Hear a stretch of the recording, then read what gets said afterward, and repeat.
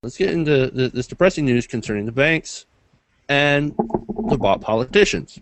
And they are planning to screw you.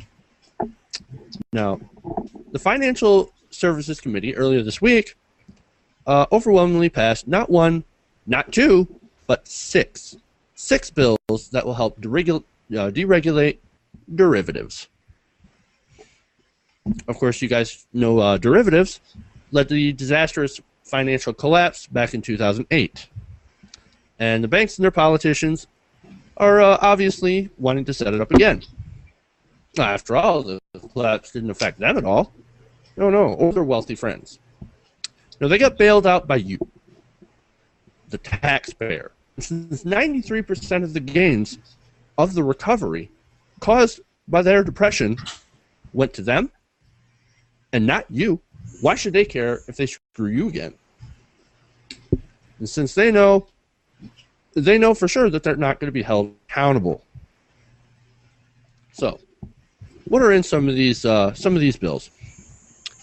Well, these measures obviously aim to weaken the already watered-down Dodd-Frank bill, basically by expanding some important exemptions.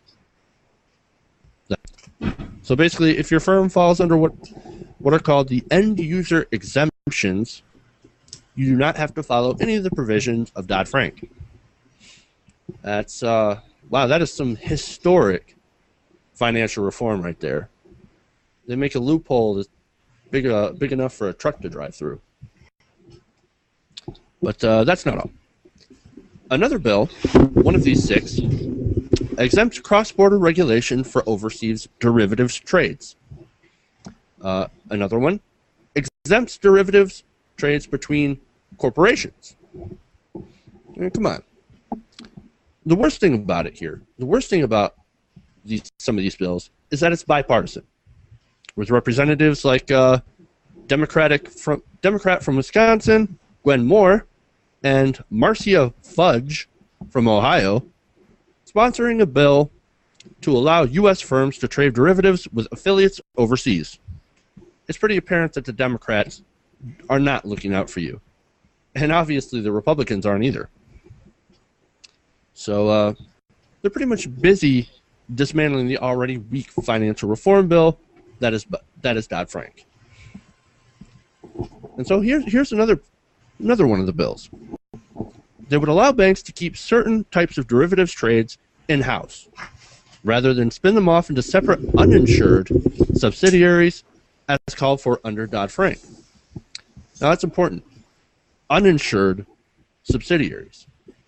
Now those uninsured subsidiaries obviously wouldn't be covered by the FDIC. Very, very important. Because if they are covered under the FDIC, if they lose all their money, the taxpayer will bail them out. And that's exactly what Marcus Stanley, policy director at Americans for Financial Reform, says will happen if this passes. He says, quote, "People would be able to take exotic swap dealings and put them inside the public safety net, and we could all get stuck bailing these guys out like we did in 2008. Absolutely. Now, just to give you a look into the scope of this problem of derivatives and why we need better regulation, not weaker regulation. According to Naked Capitalism, the derivatives market worldwide in 2010 is at $1.2 quadrillion. I'm not making this up. That is the notional value of 20 times of the world economy. Now, for those of us not familiar with notional value, it is defined as the total value of a leveraged position's assets. Now, derivatives are complex enough as it is, and they can be very confusing. And that's why they're so dangerous.